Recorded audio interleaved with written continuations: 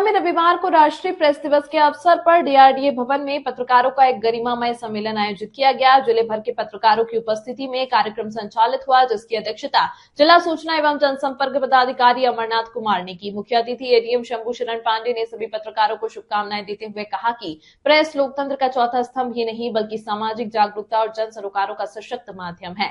उन्होंने कहा कि यह दिवस पत्रकारिता में ईमानदारी, संवेदनशीलता और जवाबदेही की भावना को मजबूत करने वाला है। देखिए पूरी खबर कृष्णा कुमार चंचल की।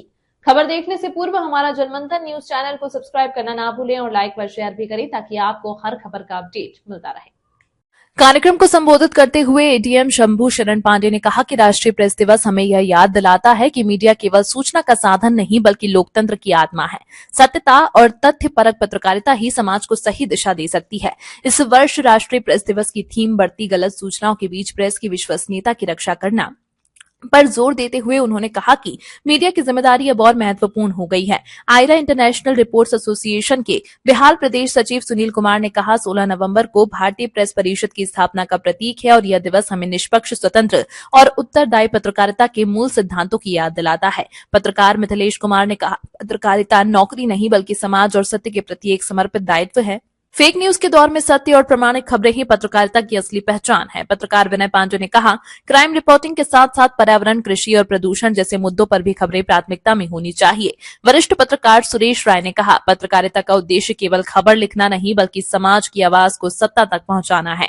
कार्यक्रम में अशोक प्रियदर्शी, अरविंद कुमार रवि, मिथिलेश कुमार, कृष्णा कुमार चंचल, डॉक्टर पंकज कुमार सिन्हा, राजेश मंजवेकर, सुधीर कुमार, उपेंद्र कुमार, सुनील कुमार, संजय कुमार, अनिल विशाल, राजेश कुमार वर्मा जी सहित कई वरिष्ठ पत्रकार उपस्थित रहे। कार्यक्रम के अंत में पत्रकारों को शॉल और गुलाब का पुष्प देकर सम्मानित किया गया। इसके बाद मगही भाषा व पत्रकारिता की पहचान रहे जिले के वरिष्ठ पत्रकार राम रतन सिंह रत्नाकर को श्रद्धांजलि देते हुए 2 मिनट का मौन रखा गया। कार्यक्रम समाप्ति पर सभी पत्रकारों ने एक स्वर में कहा कि वे समाज, सत्य और जनता की आवाज को निर्भीक, संतुलित और निष्पक्ष स्वर में आगे भी उठाते रहेंगे।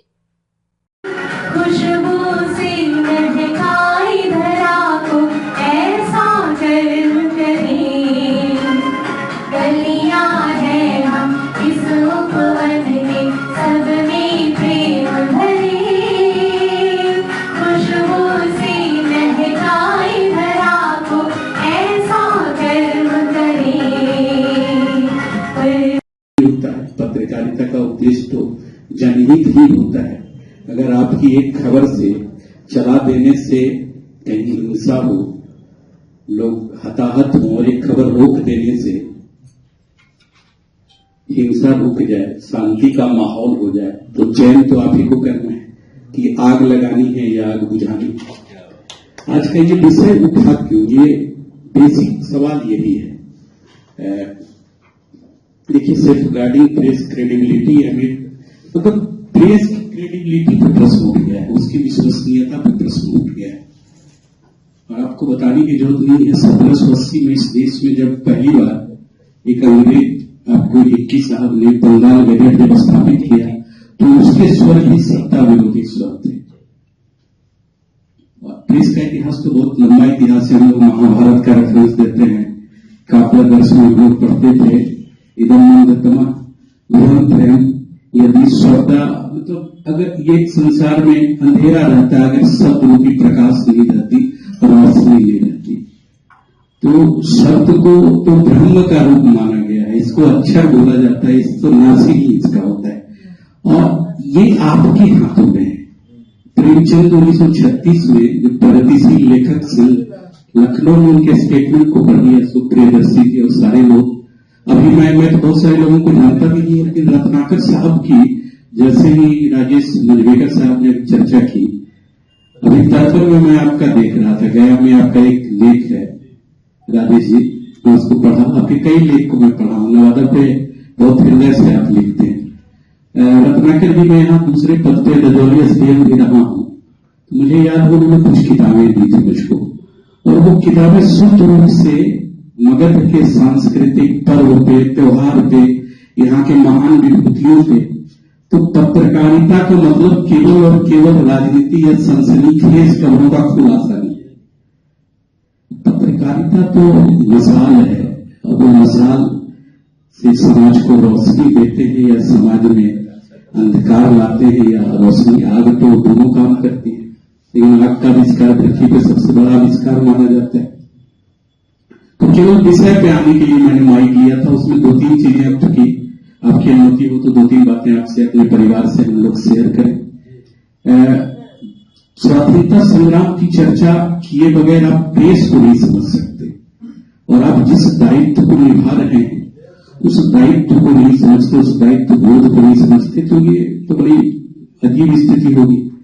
हम लोग बचपन में भी वो पढ़ते लिखते रहते थे, न कलम न तलतीर निकालो न तलवार निकालो, जब तुम मुकाबिल हो तो अखबार निकालो। और आपको पता होगा कि भारतीय स्वाधीनता संग्राम के सारे सशक्त हस्ताक्षर जिनके नाम का परचम लेके हम लोग चलते हैं, सब मूलतः पत्रकार थे। तो ये जान के गौरव भी होता है कि आप उस कुल खानदान के हैं जिसने इस राष्ट्र को न केवल आजादी दिलाई, मुक्ति दिलाई, बल्कि वो आजादी गांधी जी जो अंतिम व्यक्ति के सपने और नेहरू जी जो कहते थे एक संविधान अधूरा है जब तक उस अंतिम व्यक्ति के सपने, तो ये पूरा का पूरा आप ही के हमारे पूर्वजों के ने ही इसको संपादित किया है। बहुत लंबा डिबेट हो जाएगा, लेकिन थोड़ा सा रेफरेंस तो जानना चाहिए उन लोगों को। महात्मा गांधी से शुरू करें, गोखले जो grand old man of India कहे जाते थे, तो उन्होंने, अगर मुझे सही याद आ रहा है, तो एक अखबार निकाला था द वॉइस ऑफ इंडिया। जब ये वॉइस ऑफ लंदन में वो पढ़ते थे लोग इसको, तो जानते थे भारत क्या है। आप अपने देश के ब्रांड एम्बेसडर हैं। राजीव मंडलिकर साहब को मैं नहीं जानता था चेहरे से, लेकिन मैंने इसमें तो मैं एक सवाल नहीं चुकी है, बैठे इसलिए उदाहरण दे रहा हूं। रत्नाकर साहब तो खैर इस मिट्टी के लाल थे, संयोग से हम लोगों के बीच कई विषयों पर चर्चा होती थी उस वक्त के पत्रकारिता में कि सर अभी ये आद्रा नक्षत्र है तो एग्रीकल्चर के लिए इसका क्या इंपोर्टेंस है, इस पर चर्चा होती थी। आज तो चर्चा राजनीतिक व्यक्तित्व पर होता है, उसको अगर मां बहन की गाली दे दिया तो वो आपकी सुर्खियां पा लेता है। तो आईना दिखाने की मुझे तो जरूरत नहीं है, लेकिन कहने का मतलब उसी नवादा की धरती पे रत्नाकर साहब, उनको हम लोग पूछते रत्नाकर साहब ये बताइए मौसम का ये हाल जो है, तो बोलते थे सर देखिए ये हमारा जो नक्षत्र है सर, इसमें ये बीज जो बोया जाता है, तो बताते थे कि सर हम तो पहले एक आर्टिकल ही लिखते थे इसमें। तो ये पत्रकारिता होती है। और आजादी की लड़ाई में तो तिलक को पहली बार तिलक ने जो 6 साल की सजा उनको हुई है, जिसमें उन्होंने अंग्रेजी शासन की निंदा की थी, और पहली बार किसी पत्रकार को 6 साल की सजा दी गई, और वही 6 साल थे जिसने इस राष्ट्र में जनमत का निर्माण किया। तो ये होती है पत्रकारिता। पत्रकारिता होती है महात्मा गांधी यंग इंडिया और नवजीवन, बहुत सारे, तो सारे के सारे जो स्वाधीनता संग्राम के सेनानी थे मूलतः पत्रकार थे। टाटा भाई की बात करें तो 70% उस वक्त कांग्रेस 1885 में कांग्रेस के नेतृत्व में एक ये था, 70% के अपने अखबार हुआ करते थे। उस वक्त कहा था, आज भी प्रासंगिक है कि केवल सूचना देना नहीं है, समाचार देना नहीं है, बल्कि जनमत का निर्माण करना है। पंडित नेहरू का एक स्टेटमेंट मुझे सहज याद आ रहा है, गांधी जी के साथ में जोड़ के देख रहा हूं, तो उन्होंने कहा था पत्रकारिता, जहां गलत होंगे वह हमको करेक्ट करिएगा, लोग आज झूठे हैं, इसीलिए कि सार्थक विमर्श, आज इस मौजूद विषय पे हम लोग एक ऐसा विमर्श करें जो जब यहां से हम लोग जाएं तो कुछ लेके जाएं, एक उद्देश्य लेके जाएं और थोड़ा और बेहतर होकर लिख रहे हैं, वो आप हो या हम।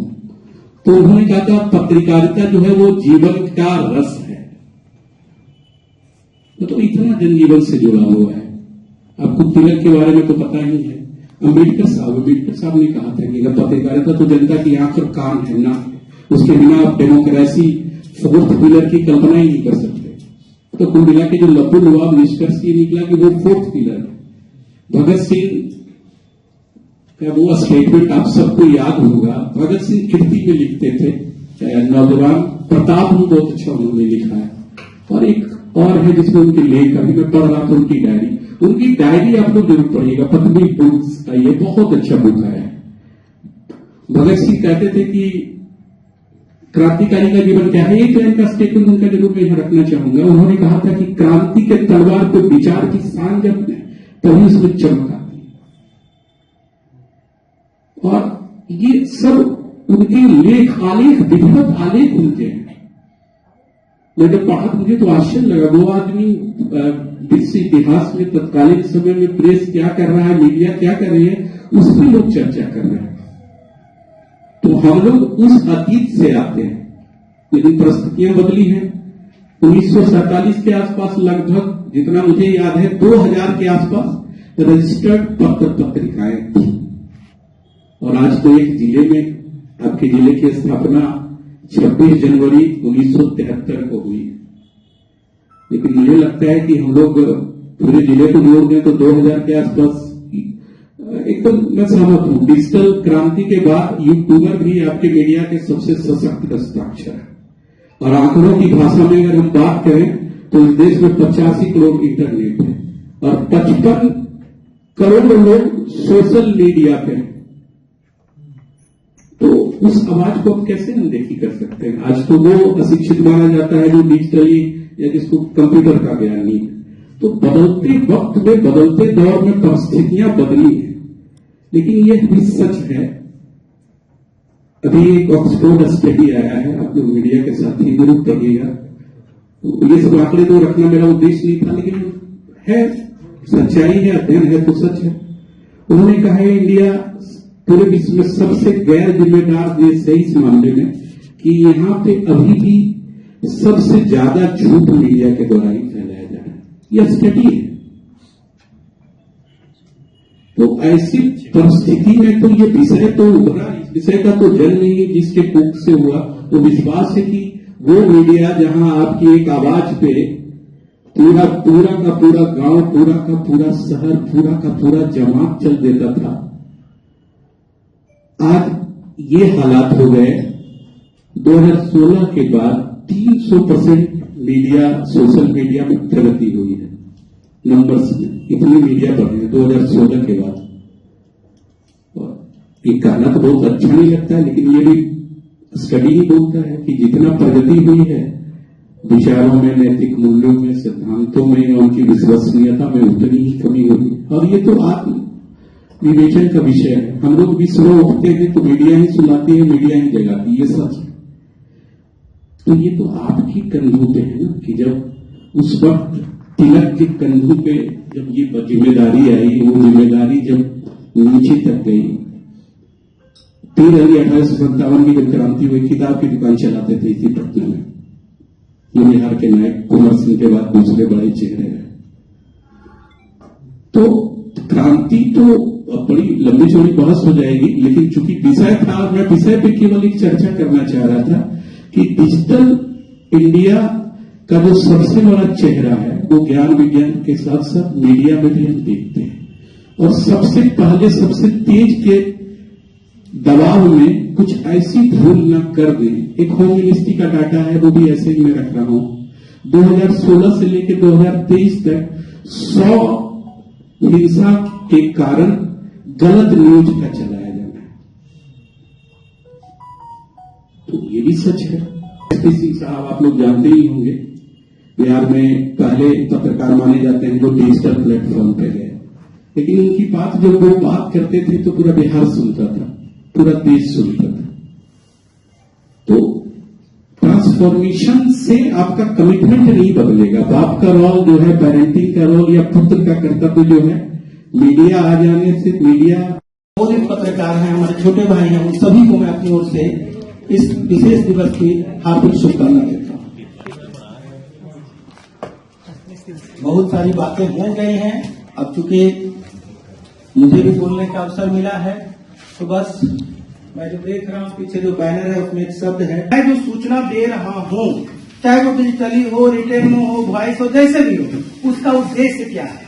बस मेरा एक ही विषय पे आप सभी लोगों से अनुरोध है कि हम जो बात कह रहे हैं, चाहे वो कोई मारपीट की खबर की बात हो, डीएम साहब तक कोई भाषण की बात हो, कोई नेता की बात हो, किसी दुष्कर्म की घटना की बात हो, मौसम, हमारा ये पहले सोच हो जाना चाहिए कि उसका उद्देश्य क्या है, हम किस मोटो से खबर दे रहे हैं, किस मोटो से विजुअलाइज हम कर रहे हैं। हमें लगता है कि जिस दिन हमारे साथी इस विषय को एक छोटी सी बात को केंद्रित कर लेंगे, एक उदाहरण के जरिए हम कहेंगे, जैसे कहीं पे मान लीजिए कि किसी बच्ची के साथ कुछ दरिंदगी हो जाती है, हमको ये समझना होगा कि हम जिस चटकारे लेकर के जिस भाव से उस विजुलाइज कर रहे हैं, वो मेरी बहन है, मेरी बेटी है। बस इतनी सी बात आप समझेंगे, आपकी संवेदना जग जाएगी, और फिर बाकी जितना प्रोटोकॉल, चाहे वो प्रेस इंफॉर्मेशन ब्यूरो देता है या जो भी जिला प्रशासन की तरफ से होता है, या जो हमारा पत्रकारिता का इथिक्स है, हम वहां पर सफल हो जाते हैं। हम सिर्फ यह न सोचें कि मेरे लिए क्या समाचार है, लड़की के साथ दुष्कर्म हुआ, हम उसका फोटो दिखाएंगे, हम उसकी बात को लिखेंगे, खुल करके बोल देंगे। यहां तक कि जो आरोपित पक्ष है, मैं बड़ी जिम्मेदारी से आप सबसे अनुरोध पूर्वक कहूंगा कि जिसको आप आरोपित बना रहे हैं, उसके प्रति भी सोचने की जरूरत है। मैं अभी आप लोग के बीच में हूं, कोई व्यक्ति मेरे खिलाफ दे देगा कि बैंक लूट में वो थे, और हम जो पत्रकारिता करते लिख देने के विनय भी हैं, तो बहुत गंभीर होकर के समझना है कि किसी को हम आरोपित जो बना रहे हैं, किसी बच्ची का विजुअल ला रहे हैं, किसी नेता का पक्ष जो दे रहे हैं। अभी अशोक भैया ने कहा कि एआई का दौर है, तो इतनी जल्दबाजी क्यों? बस यही है कि हमारा अपना एक उद्देश्य होना चाहिए। बहुत सी बात है, जब हम मिस को हटा देंगे और सही इंफॉर्मेशन देंगे तो निश्चित रूप से सदियों तक हमारी क्रेडिबिलिटी बनी रहेगी। हम लोग कहीं न कहीं बहुत जल्दबाजी में, मैं सर आपको बताऊं कि मैं जिस संस्थान से हूं, अभी आपने कहा कि हमारी जिम्मेवारी सिर्फ राजनीति और नेताओं का भाषण और क्राइम की खबरें नहीं होनी चाहिए। बहुत सारे मुद्दे हैं, पूरी दुनिया आज पर्यावरण के मुद्दे पर सोच रही है, प्रदूषण जिस लेवल में बढ़ रहा है, हमें जरा उधर भी नजर देनी चाहिए। अभी इन्होंने आदरणीय रत्नाकर सर को कोट करते हुए कहा कि मौसम की खबरें, खेती बाड़ी की खबरें, हमारा नालागढ़ कृषि प्रधान क्षेत्र है, हम उधर क्यों नहीं जाते हैं? एक कोई घटना घट गई, सारे मीडिया पहुंच गए, हो गया, दिन भर उसी पे चल रहा है। हम समझते हैं कि हमारे पास, हम एक जिम्मेवार पत्रकार के रूप में बहुत सारे मुद्दे हैं, पर्यावरण के मुद्दे हैं, लोगों के स्वास्थ्य से जुड़े हुए मुद्दे हैं, शिक्षा से जुड़े हुए मुद्दे हैं, जिला प्रशासन में बहुत सारे अच्छे काम हो रहे हैं। निश्चित रूप से जो कमियां हैं उसको भी हम दिखाएं, हम ये नहीं करें, लेकिन बहुत सारे पदाधिकारी बहुत अच्छा काम कर रहे हैं, बहुत सारे शिक्षक नियमित उठ करके समय से स्कूल जा रहे हैं, बच्चों को अच्छी शिक्षा दे रहे हैं, हम उन पर भी चोरी कर सकते हैं। बहुत सारे विषय हैं, बहुत लंबा चलेगा। हमें लगता है कि बस आप सबको इतना ही कहेंगे कि कोई भी सूचना जो देते हैं तो थोड़ा सा, मेरे भाई जो डिजिटल पर फेसबुक पर भी लिखते हैं, थोड़ा सा वक्त दीजिए, ज्यादा नहीं, कम से कम 10 मिनट का समय देंगे, आप समझेंगे कि नहीं हम जो आंकड़ा लिख रहे हैं इसके बारे में दे रहे हैं, क्या ये सही है? बस इतना आप खाली अपने आप में सोचें, हमारा इन्फॉर्मेशन सही होगा, हमारा क्रेडिबिलिटी सही होगी, और प्रेस, जैसा कि सर ने कहा, और सृष्टि से जब शब्द ब्रह्म है, तो जब तक ये सृष्टि रहेगी तब तक प्रेस जिंदाबाद रहेगा। इन्हीं शुभकामनाओं के साथ बहुत बहुत धन्यवाद।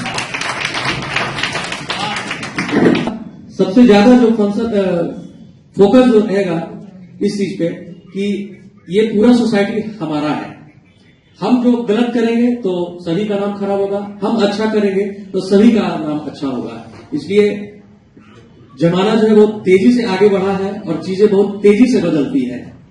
अब ऐसा होता है कि कोई कुछ काम करता भी नहीं है और एआई और वीडियो एडिटर्स और फोटो एडिटर्स के जरिए वो बहुत तेजी से सर्कुलेट होता है, तो इससे हमारा पूरी सोसाइटी का नाम खराब होता है।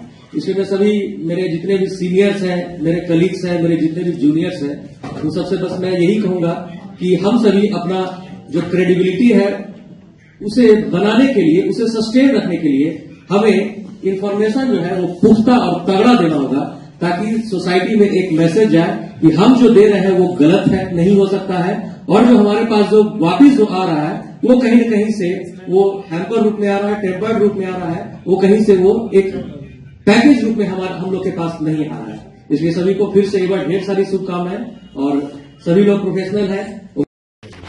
पत्रकारिता का जो शब्द है सर, हम लोग इसको जी रहे हैं, और आपस में जो चीजें संवाद निकल करके आई मंथन से, वो निश्चित तौर से हम लोग के लिए प्रेरणादायी और सीखने की बात है। हमारा जो पूर्वज है उसकी ओर आपने जो इंगित किया, निश्चित तौर से हम लोग अपने गौरवान्वित इतिहास को देखकर वर्तमान के जो कहते हैं कि एक स्थिति से आगे बढ़ते हुए भविष्य की ओर जब हम देखते हैं, तो निश्चित तौर से अपना एक उज्जवल सितारा जैसे पिछले क्रमों में था वो आगे भी दिखता है। वर्तमान कंधों पर जो जिम्मेवारी है वह हम समझने की ओर जो है अग्रसारित अगर हो तो 2-3 बातें स्पष्ट रूप से नजर आती है।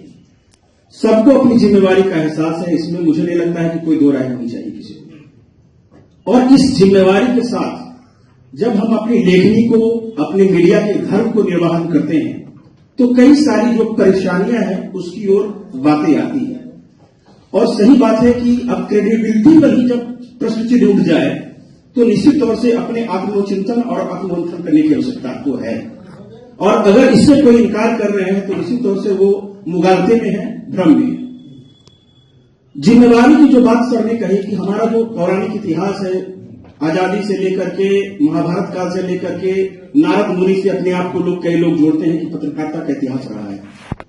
वर्तमान परिप्रेक्ष्य में जब हम देखते हैं तो आर्थिक दृष्टिकोण से इसको अगर संतुलित करते हैं हम लोग, तो जिस प्रोफेशन में हम लोग हैं, इस प्रोफेशन में सबसे बड़ी जो बाधा आ रही है वो आर्थिक दृष्टिकोण से आती है। हमारी है उसको केवल हम समझें और जो मैं कह सकता हूं कि उसको शब्द में ढाला जाए तो छिछलापन जो जिस प्रकार की बातें आई है कि हम लोग किसी राजनीतिक दल के साथ मिलकर, किसी व्यक्ति विशेष के साथ मिलकर, किसी प्रकार के संस्थान के साथ मिलकर जो एक्टिविटी मीडिया हाउसेस के माध्यम से हो रही है, ये मैं ऊपर की बात कर रहा हूं, नीचे अपने सतही साथियों के साथ नहीं कर रहा हूं, कि जो सरकार की ओर से प्रोत्साहन की बात कही गई है, आज स्थानीय स्तर पर जो है हम उसको और कैसे एक दूसरे की मदद करते हुए लोग को जो है सपोर्ट कर सकते हैं, एक दूसरे को कैसे, जैसे अभी कई बार चर्चा चलती है, कई नाम मैं गिना सकता हूं जिनके साथ कई आर्थिक परेशानी भी है, अब उनको कैसे हम मोरली, इकोनॉमिकली और संस्थागत माध्यम से या फिर व्यक्तिगत माध्यम से कैसे सपोर्ट कर सकते हैं, ये सब चीजों पर भी हम लोग को गौर करना होगा। तभी मैं मानता हूं कि एक सामूहिक और जिम्मेवारी पूर्वक अपनी स्थितियों को हम लोग स्पष्ट कर पाएंगे। मुझे लगता है कि आज की परिस्थिति में जो क्रेडिबिलिटी का जो प्रश्न चिन्ह है वो तभी समाधान होगा जब हम अपने आप में खुद में आर्थिक रूप से भी संपन्न हो और जो है जिम्मेवारी पूर्वक कार्य करने के लिए उतना एलिजिबल भी हो। कई सारी चीजें ऐसी भी होती हैं जो एलिजिबिलिटी नहीं है, बावजूद हम